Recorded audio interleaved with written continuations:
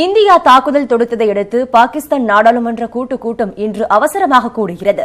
எல்லையில் அமைதி நிலவும் வரை இந்திய திரைப்படங்கள் பாகிஸ்தானில் திரையிடப்பட மாட்டாது என அந்நாட்டு தகவல் மற்றும் தொலைத்தொடர்புத்துறை அமைச்சகம் கூறியுள்ளது.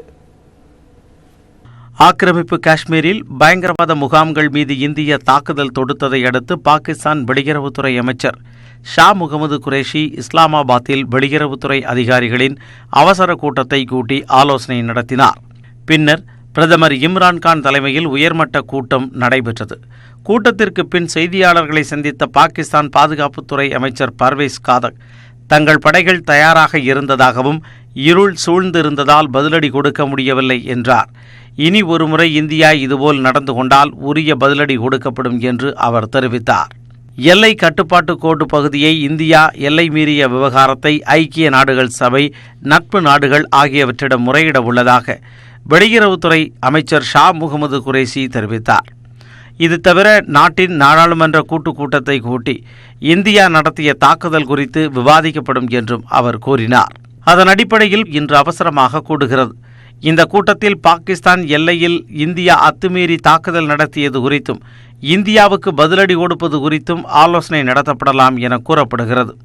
இதற்கிடையே எல்லையில் அமைதி நிலவும் வரை இந்திய திரைப்படங்களையும் இந்திய கதை சார்ந்த திரைப்படங்களையும் பாகிஸ்தானில் திரையிடப்படாது என்று அந்நாட்டு தகவல் மற்றும் தொலைத்தொடர்புத்துறை அமைச்சர் பவாத் உசைன் தெரிவித்தார்.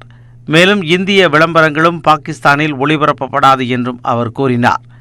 இதற்கு பதிலடியாக பாகிஸ்தான் திரைத்துறையினருக்கு விசா வழங்கக்கூடாது என்று பிரதமர் மோடிக்கு கடிதம் மூலம் அகில இந்திய திரைத்துறை தொழிலாளர்கள் சம்மேளனம் வலியுறுத்தியுள்ளது. வான்வெளி தாக்குதல் குறித்து கருத்து தெரிவித்துள்ள சீனா வெளியுறவுத்துறை செய்தி தொடர்பாளர் லூஹாங் பாகிஸ்தானும் இந்தியாவும் பிராந்தியத்தில் நிலைமையை கட்டுக்குள் கொண்டு வர வேண்டும் என தெரிவித்தார். ஆஸ்திரேலிய வெளியுறவுத்துறை அமைச்சர் மெரிசே பென்னே வெளியிட்டுள்ள அறிக்கையில் இருதரப்பும் கட்டுப்பாட்டுடன் இருக்க வேண்டும் என்பதை தங்கள் நாடு வலியுறுத்துவதாக தெரிவிக்கப்பட்டுள்ளது.